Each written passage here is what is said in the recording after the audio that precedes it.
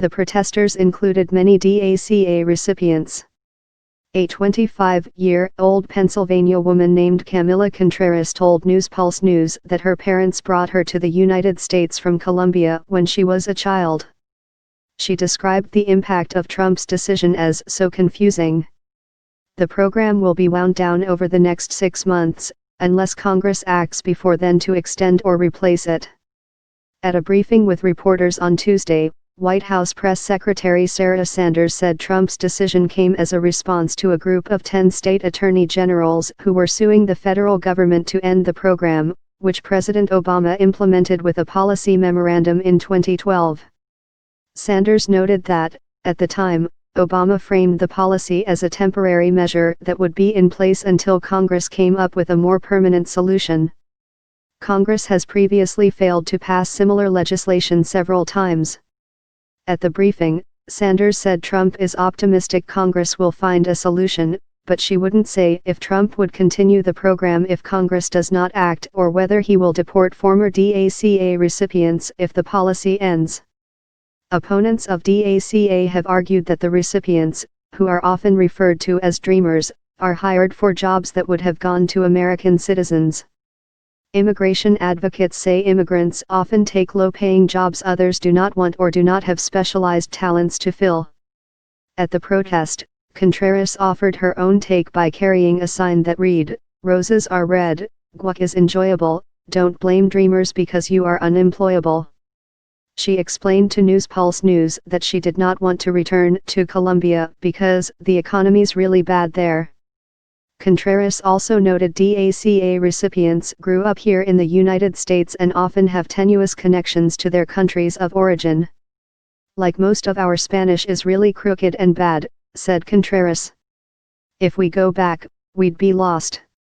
Brian Diaz, a 20-year-old video editor at a local TV station in Mamaroneck, NY, said he received DACA after coming to the United States from Mexico with his parents 10 years ago. Speaking in Spanish, he described DACA as something very incredible for me, and explained why he doesn't want to return to Mexico. "I'm used to it here.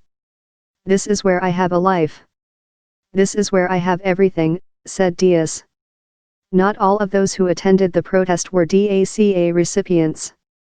Karina Mendoza told NewsPulse News she obtained U.S. citizenship after her family brought her to this country at a young age, but says she understands not all immigrants can go through that process.